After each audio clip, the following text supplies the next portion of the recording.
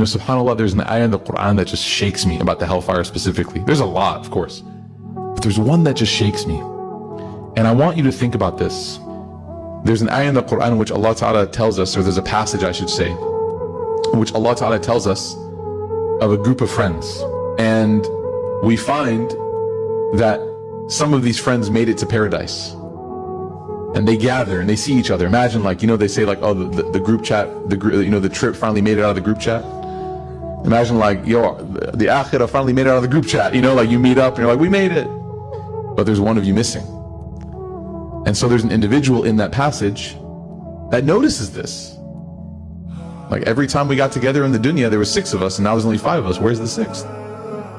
And this person says, let's go look. And so they start to go look, and they look through all of the different valleys and pastures and the neighborhoods and the kingdoms and the mansion. They look and they can't find this person until finally they get to a place where they're able to peer over, and Allah gives them permission to look into the hellfire.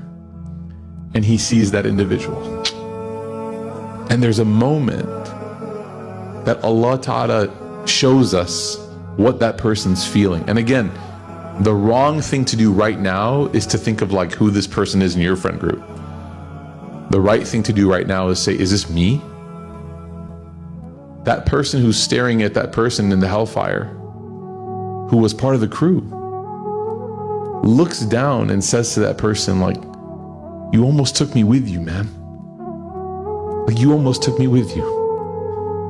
Like, we were going to pray and you kind of like kept pushing me away from that.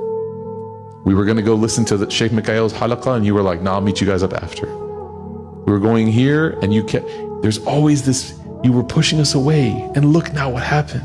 And it's not like a mockery. It's not like the verse is not describing this in a way of like condemnation, but it's almost like shock. You almost took me with you. And this passage shakes me because there are going to be people in this life that we spend hours of our life with, and we won't be able to find each other in Jannah. Really, like, it really shakes me, because you learn now why the Prophet ﷺ says spend time with good people, because you don't want to have that heartbreak. You don't want to have it. Some scholars even wrote, subhanAllah, they would say, if you get to Jannah,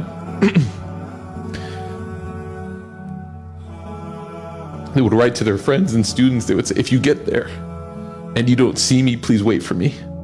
Ask about me, because I need you to make sure that I'm there. Like, only people that have conviction in this treat this topic this way.